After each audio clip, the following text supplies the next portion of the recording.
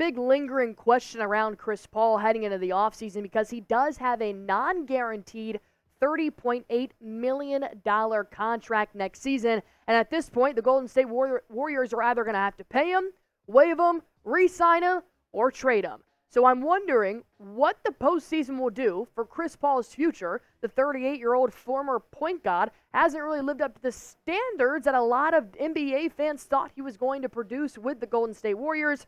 So what does his future look like? Well, I'm going to start out by asking you guys here before I go into my opinions and break down why or why not, everything like that. I want to hear from you guys. That's why we have Warriors Today by Chat Sports. I talk, you talk, and we talk about it down below. Do you want Chris Paul to stay with the Warriors? Comment why or why not. Let me break down what he's done for Dub Nation this season. Of course, he was injured for 21 games with that left hand. He did have surgery on it. It may have been his right. Either way, on his hand, he did have surgery on it, which did put him out for a while, but still he's averaging under 10 points per game.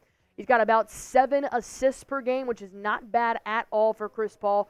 45% from the field, 37% from the three-point line, not bad. However, he doesn't take that many threes in a game, especially when you look at the salaries that are coming in next season. These are players that are guaranteed to be paid.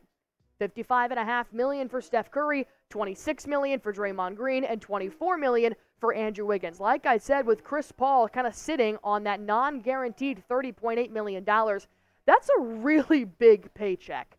That's a paycheck they could possibly give to another player that is more youthful, more athletic, and can do more things to the Golden State Warriors moving forward. As we all know, there have been a lot of inconsistent moments for Dub Nation this season, and it's making me wonder if Chris Paul really helped or hurt with those inconsistencies. Not to mention the Warriors currently have the most expensive roster in the NBA. Of course, Klay Thompson, who's making $45 million this season. His contract will be over in the offseason pending they re-sign him or send him to free agency.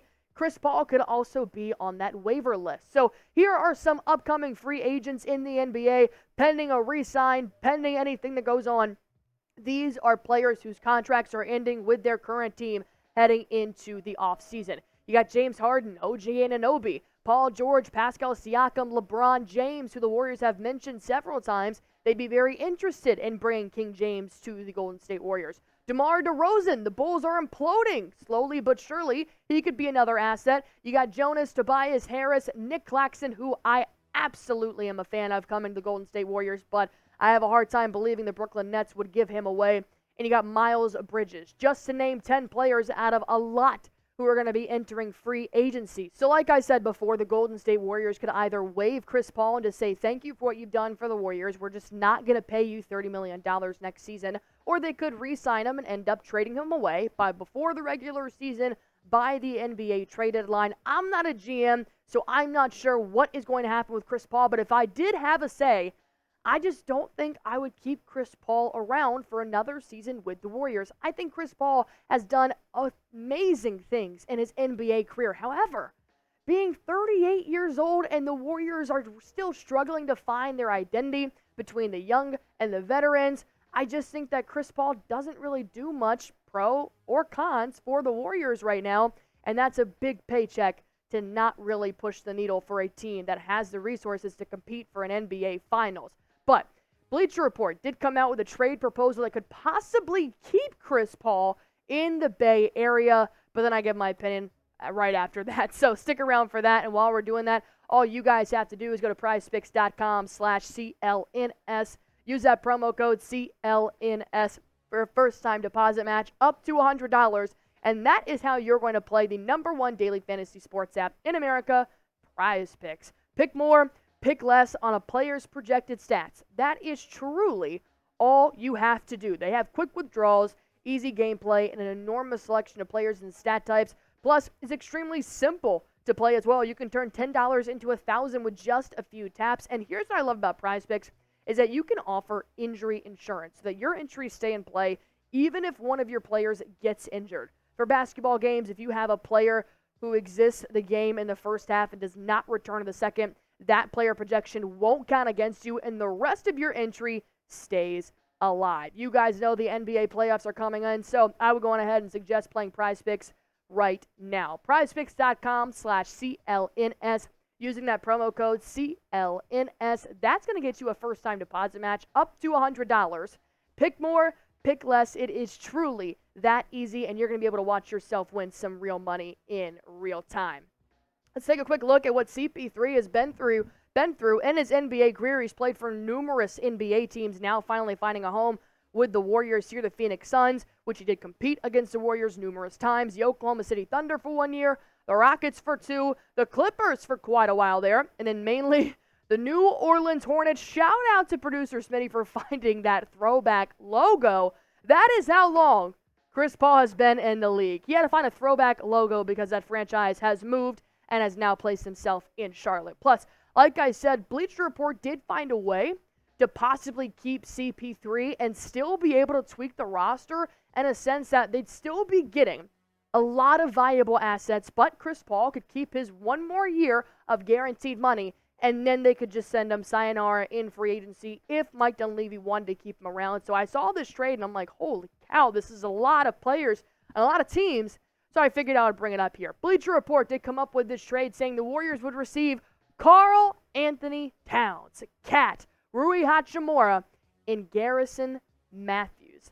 The Hawks would receive Draymond Green, D'Angelo Russell, Jalen Hood, Wendell Moore Jr., and a 2021 first and a 2031 top 5 protected pick. I don't even like saying the year 2031, but this is a 4-team trade.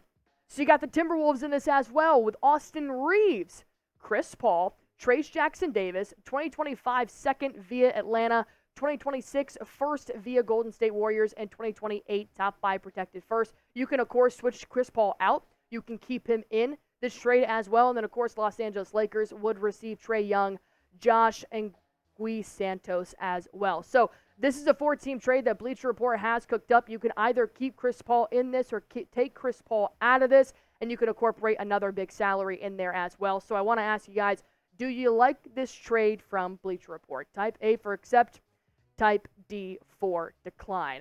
Honestly, I don't see how this many teams would be able to agree on one thing. So I'm going to go D for decline just because I think, yeah, on paper it looks great, but there is no way everybody is going to be A-okay. That's why I say you can either put Chris Paul in there or take Chris Paul out just because I think a lot of moving parts are happening here. But let me know what you guys think down below. And honestly, I just think Chris Paul costs too much. I was even trying to cook up my own trade. I just noticed all of the salaries that are out there. For a 38-year-old, not a lot of teams are going to accept the trade for Chris Paul at $30.8 million. That's a starter salary, and this is Chris Paul's first year in his career where he's come off the bench. I just don't see it happening, so I think they're either going to have to fully waive him or fully re-sign him and keep him for the 2024-25 season. But I do believe that even Klay Thompson and Gary Payton and Gui Santos and Dario's future does depend on what the Golden State Warriors do in the postseason. If they go farther than they actually expected to this season, then maybe you keep the same resources around. If not, then I think the question that we've all known the entire season is you got to switch some things up and go out and get new players. So my last question to you guys is, keep Chris Paul, type keep. Waive Chris Paul, type waive. Go on ahead and be Mike Dunleavy for a quick minute and type that down below. And like I said, hit that sub button for me. Anything that happens with Chris Paul's future, Warriors Today by Chat Sports has you updated for free. So all you guys have to do is subscribe.